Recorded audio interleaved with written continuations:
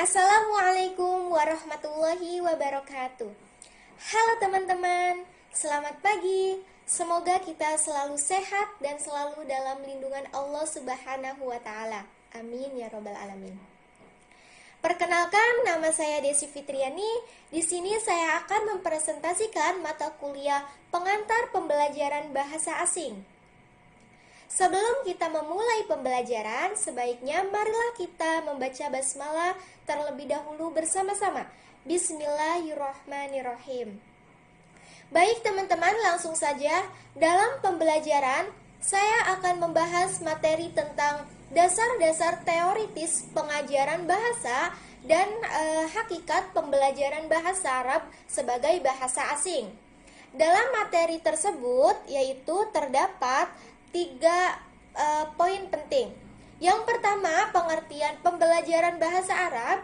Yang kedua, yaitu dasar-dasar teoritis pengajaran bahasa. Dan yang ketiga, yaitu hakikat pembelajaran bahasa Arab sebagai bahasa asing. Dalam 3 poin tersebut, kita akan mengupas satu persatu.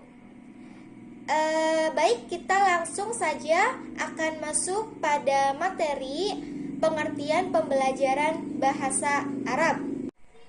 Jadi teman-teman, sebelum kita melangkah lebih jauh dalam membahas pembelajaran itu, saya akan bertanya, apa sih yang dimaksud dengan pembelajaran? Jadi teman-teman, pembelajaran itu proses yang identik dengan kegiatan yang dilakukan oleh guru dan siswa. Nah, guru itu tugasnya menyampaikan materi, kemudian siswanya menerima materi. Seorang guru itu berupaya agar kegiatan pembelajarannya itu berjalan dengan baik dan materi yang diajarkannya itu tersampaikan secara maksimal. Maka dalam pembelajaran ini, seorang guru itu merupakan faktor terpenting dalam pembelajaran. Nah, itulah teman-teman yang dimaksud dengan pembelajaran. Nah, teman-teman, sedangkan pengertian bahasa Arab itu sendiri adalah bahasa yang khas di antara bahasa-bahasa lain di dunia. Banyak sekali kebutuhan dalam bahasa Arab yang disebabkan beberapa faktor. Di antaranya yaitu bahasa Arab sebagai bahasa Al-Quran, bahasa hadis, dan kedudukan bahasa Arab itu dari sisi ekonomi, dan juga bahasa Arab itu banyak sekali pengguna bahasa Arab. Nah, itulah faktor-faktor penyebabnya. Dapat kita simpulkan bahwa pembelajaran bahasa Arab itu adalah suatu upaya pendidik terhadap peserta didik dalam interaksi belajar bahasa Arab itu sendiri. Baik teman-teman, selanjutnya kita masuk pada pembahasan yang kedua, yaitu dasar-dasar teoritis pengajaran bahasa, di mana ada ilmu jiwa atau yang sering kita sebut dengan ilmu psikologi. Yaitu ilmu jiwa ini menguraikan bagaimana orang belajar sesuatu. Dan yang kedua yaitu ilmu bahasa atau yang sering kita sebut dengan ilmu linguistik. Nah, ilmu linguistik ini yaitu memberikan informasi tentang seluk-beluk bahasa. Dan yang ketiga itu ilmu pedagogis, di mana ilmu pedagogis itu membahas tentang kemampuan mengelola pembelajaran peserta didik secara efektif, teratur, dan saling berhubungan satu sama lain. Nah teman-teman, dalam ilmu jiwa itu para ahli psikologis pembelajaran sepakat bahwa dalam proses belajar mengajar terdapat unsur internal dan unsur eksternal. Unsur internal yaitu dipengaruhi oleh bakat, minat, kemampuan, dan pengalaman terdahulu dalam diri pembelajar. Dan unsur eksternal itu yaitu dipengaruhi oleh lingkungan, guru, kemudian buku, teks, dan lain sebagainya. Nah, teman-teman, unsur-unsur mana saja yang menjadi faktor dominan atau paling besar pengaruhnya dalam proses pembelajaran? Hayo tebak unsur mana saja. Untuk bisa menjawab pertanyaan di atas, kita bisa menelusuri melalui dua mazhab psikologis, yaitu mazhab behaviorisme dan mazhab kognitif. Nah, teman-teman, yang menjadi perhatian utama para penganut mazhab behaviorisme ini dalam pembelajaran adalah faktor-faktor eksternal dan bahwa merekayasa lingkungan pembelajaran adalah cara yang efektif untuk mencapai tujuan menurut aliran behaviorisme tersebut. Nah, teman-teman, menurut aliran behaviorisme tersebut, belajar adalah perubahan dalam tingkah laku sebagai akibat dari interaksi antara stimulus dan respon. Terjadinya perubahan kemampuan.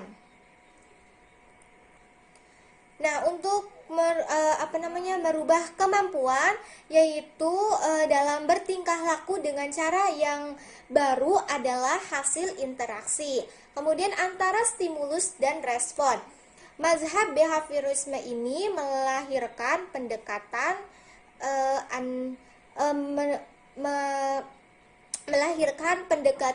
audiolingual. Baik teman-teman, selanjutnya kita akan masuk pada mazhab kognitif. Mazhab kognitif ini bertolak belakang dengan mazhab behaviorisme, di mana lingkungan bukanlah penentu awal dan akhir positif atau negatifnya hasil pembelajaran. Menurut pandangan mazhab ini, seseorang ketika menerima stimulus dari lingkungannya, dia melakukan pemilihan sesuai dengan minat dan keperluannya, menginterpretasikannya, kemudian menghubungkannya dengan pengalamannya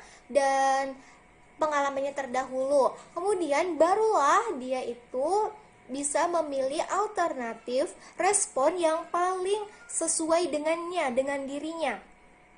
Maka dari itu kognitif menyesuaikan bahwa kognitif ini menyatakan bahwa belajar adalah perubahan persepsi dan pemahaman yang tidak selalu terlihat sebagai tingkah laku. Nah, itulah teman-teman pembahasan materi teori kognitif. Selanjutnya kita masuk pada materi teori pembahasan linguistik. Nah, teman-teman, teori linguistik ini terbagi menjadi dua aliran. Yang pertama yaitu aliran struktural dan yang kedua yaitu aliran generatif informasi. Beberapa teori tentang bahasa menurut aliran struktural dapat disebutkan antara lain, yaitu yang pertama, bahasa itu pertama-tamanya itu adalah ujaran atau lisan. Kemudian kemampuan berbahasa diperoleh melalui kebiasaan yang ditunjang dengan latihan dan penguatan. Yang ketiga yaitu setiap bahasa memiliki sistemnya sendiri-sendiri yang berbeda dan yang dari bahasa lain. Oleh karena itu, menganalisis suatu bahasa tidak bisa memakai kerangka yang digunakan untuk menganalisis bahasa lainnya. Nah, yang keempat itu setiap bahasa memiliki sistem yang utuh dan cukup untuk mengekspresikan maksud dari peraturannya. Oleh karena itu tidak ada satu bahasa yang unggul atas bahasa lainnya. Yang kelima yaitu semua bahasa yang hidup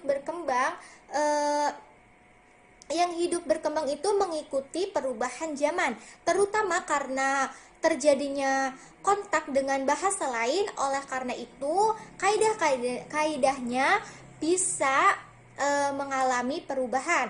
Yang keenam yaitu sumber pertama dan utama kebakuan bahasa adalah penutur bahasa tersebut, bukan lembaga ilmiah pusat bahasa. Nah teman-teman, aliran yang kedua yaitu aliran generatif transformasi, di mana kemampuan berbahasa dibagi menjadi dua, yaitu kompetensi dan performansi. Kompetensi itu adalah kemampuan ideal yang dimiliki oleh seseorang.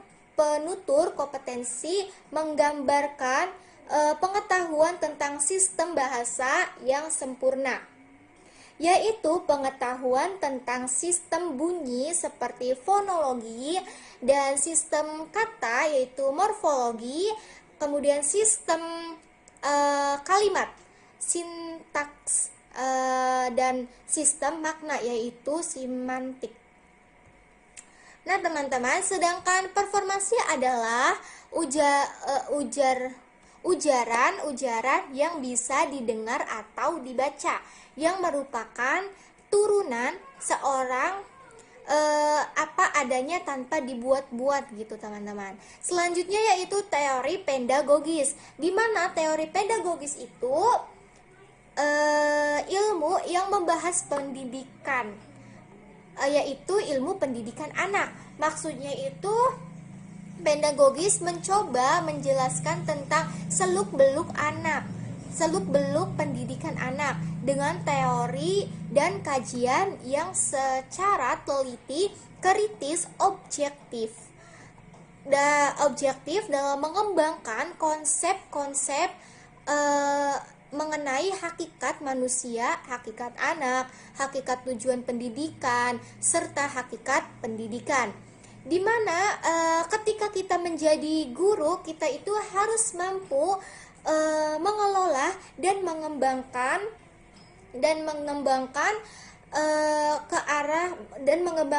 anak peserta didik, maksudnya mengembangkan peserta didik ke arah yang tujuannya untuk supaya suatu saat itu anak bisa menyesuaikan tugas kehidupannya secara mandiri. Itu sih tujuan utama dari teori pedagogis tersebut. Baik teman-teman, kita masuk pada hakikat pembelajaran. Jadi teman-teman, maksud dari pembelajaran yaitu produk interaksi berkelanjutan antara pengembangan dan pengalaman hidup dalam makna yang lebih kompleks. Nah, hakikat dari pembelajaran itu sendiri adalah usaha sadar dari seorang guru untuk membelajarkan peserta didiknya, mengarahkan interaksi peserta didik dengan sumber belajar lainnya dalam rangka mencapai tujuan yang diharapkan. Itulah teman-teman hakikat dari pembelajaran. Nah, adapun realitas bahasa. Jadi bahasa itu kan realitas yang tumbuh dan berkembang. Sesuai dengan tumbuh dan kembangnya manusia, pengguna bahasa itu sendiri. Realitas bahasa dalam kehidupan ini semakin menambah kuatnya eksistensi manusia sebagai makhluk budaya dan beragama. Bagi lingkungan atau masyarakat, biasanya bahasa Arab itu adalah bahasa asing karena tidak selalu digunakan dalam bahasa sehari-hari. Jadi masyarakat itu menganggapnya bahwa bahasa Arab itu bahasa asing. Sehingga teman-teman, pembelajaran ini dipengaruhi beberapa faktor. Faktor-faktor utama yang berkaitan erat dengan pemerolehan bahasa asing adalah bahasa pembelajaran, faktor eksternal pembelajaran, faktor internal pembelajaran, dan pembelajaran sebagai individu. Nah, teman-teman, adapun tujuan mata pembelajaran bahasa Arab itu untuk apa sih? Jadi, tujuannya itu untuk mengembangkan kemampuan berkomunikasi dalam bahasa Arab, baik lisan maupun tulisan, yang mencakup 4 kecakapan berbahasa, yakni menyimak, yaitu istima, berbicara kalam, membaca kiroah, dan menulis khitobah. Yang kedua itu tujuannya yaitu menumbuhkan kesadaran tentang pentingnya bahasa Arab sebagai salah satu bahasa asing untuk menjadi alat utama belajar, khususnya dalam mengikuti sumber-sumber ajaran Islam. Yang ketiga yaitu mengembangkan pemahaman tentang saling keterkaitannya antara bahasa budaya serta memperluas cakrawala budaya tersebut. Dengan demikian, peserta didik itu diharapkan memiliki wawasan budaya dan melibatkan diri dalam keragaman budaya. Dari pernyataan tersebut dapat dipahami bahwa secara formal bahasa Arab merupakan bahasa asing karena sebagai bahasa asing mulai dari tujuan materi sampai pada metodenya.